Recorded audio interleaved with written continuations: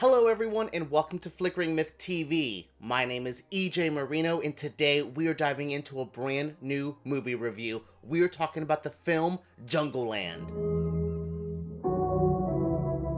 Jungleland took me by surprise as I thought this movie was going to be a boxing movie, and then I thought it was going to be a road trip movie, and by the end of it, it became a massive character study. This has a lot of layers to it. This is one of the most hard-hitting movies I've seen all year. While I don't think it's the most sincere at times, sometimes I feel it's like, well, look at these sad people. Isn't it sad? Isn't it sad to see these sad people? It's like, yeah, I get it. I understand. Let's add a little bit more nuance to it. And then the movie gets a little bit fun, and then it gets serious again. There's a roller coaster ride to this movie that I really enjoy. I walked in expecting one thing and left having a whole new mindset of this movie, a whole new look at these kind of masculine men and how they handle each other and how they talk to each other. It's a really good, interesting look at men, masculinity, how two brothers speak to each other, what happens when there's a woman entering the fold. There's a lot of layers to this movie that I truly expected, like a Rocky ripoff or kind of a buddy road trip movie at times.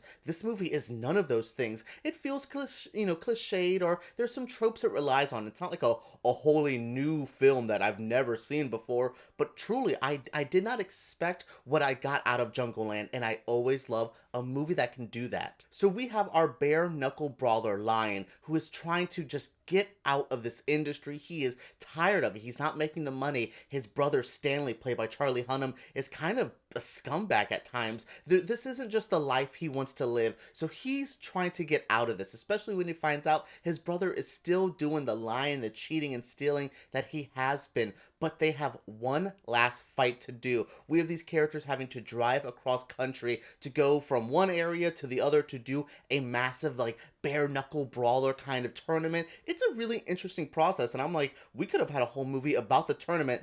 It would have been blood sport by the end of it, but sure. No, just I like the plot of these two characters. We have Lion, played by Jack O'Connell, and we had Stanley, played by Charlie Hunnam, who do a damn good job. Their acting is believable. There are times where they're bickering with each other. It feels brotherly. It feels like they actually have a really good bond and really good chemistry. And then you add Jessica Barden in it, who's playing Sky, and it's just a crazy, there's energy between these three. There's fire. I love it. I truly was kind of amazed to see these three have such good chemistry, especially we have three, like, UK actors playing three very distinctly American type of, like, archetypes and tropes with the accents and stuff. I was so impressed that I was so into these performances. I love the moments where we had to see all three of them together. We kind of split up the teams a little bit. Sometimes we get the brothers, sometimes we get Sky and Lion together. I like that. But when there's those three together, there is fire, there is magic.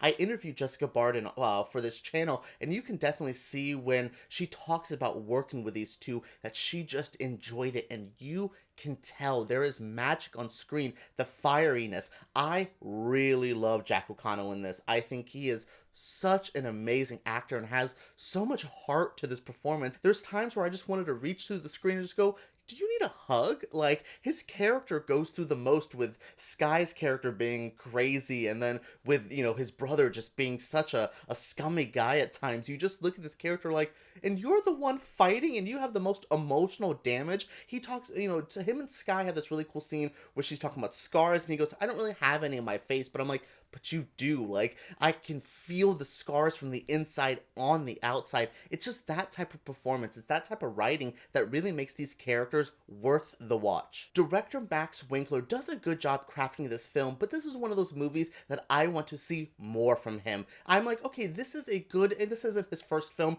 but this feels like a good launching pad. Where can you go next? And that's always fair. There's always a movie that you're like, this is giving me just a little sliver of the talent. The acting is on display, but I just needed the directing and the story to be upped a little bit more. I just needed a tiny bit more oomph and soul, and like I said, this movie doesn't feel as sincere, as honest as it wants to be, but I don't think it needs to be this, like, Wow, what a nice, it doesn't have to have like a Lifetime Channel movie ending, but I just wanted a little bit more soul into this movie. I liked what was there, but I just knew it was only hitting just below the surface. I needed you to go deeper. Just let me really get into these characters. I wanted this to be a full-on character study. There's elements of that there, but just go a little bit deeper. There's some cliches and tropes that you kind of expect from boxing movies or road trip movies that they definitely do dive into, and I do find them to be kind of necessary. You have to have tropes and stereotypes. They're there for a reason. Audience members can recognize them, but I wanted them to twist them a little bit more,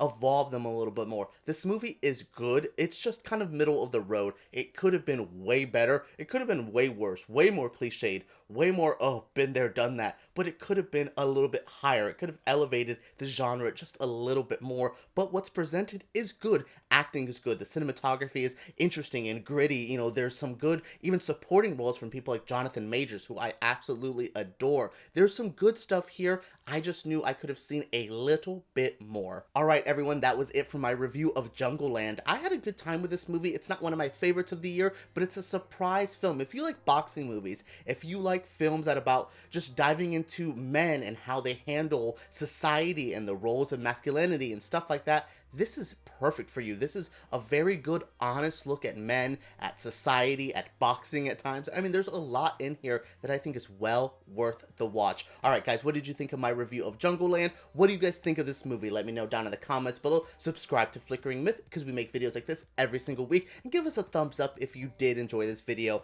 Alright everyone, let's talk about Jungleland down below.